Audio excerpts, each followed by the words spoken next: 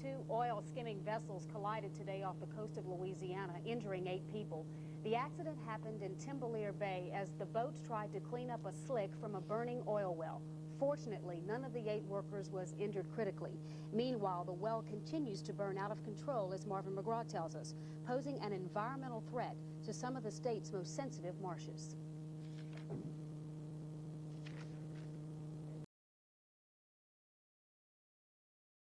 Sending a plume of thick black smoke towering over Timbalier Bay. Firefighters struggled to get close enough to pump water on the giant fire as emergency teams plotted strategy to cap the well. They're not trying to extinguish the fire at this time. Coast Guard Captain Chris Desmond says the fact that the well is in a remote location has made work difficult.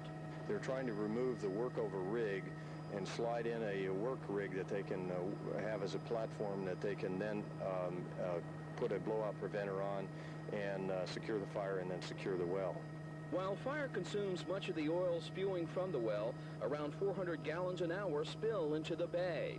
Booms have been set up around the wellhead in an effort to trap the escaping oil.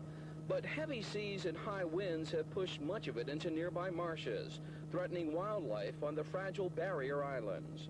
Starting about Saturday, we started seeing some reports of coming in about oil, wildlife, birds. Biologist Shape Henlon is developing a plan to protect the tens of thousands of shorebirds which inhabit the area.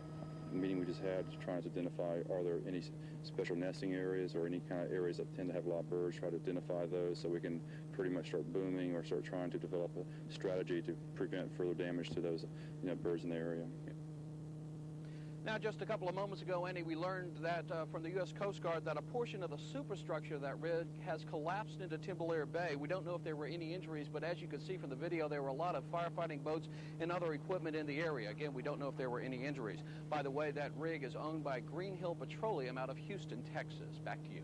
Marvin, it sounds like they have been working on this for a long time. When do they expect to cap this? Well, they don't know. The whole process could take several days. It could be an hour. It could be several days. At this point, they just don't know. Okay, Marvin, thank you very much. That's a mess. Yes, it is.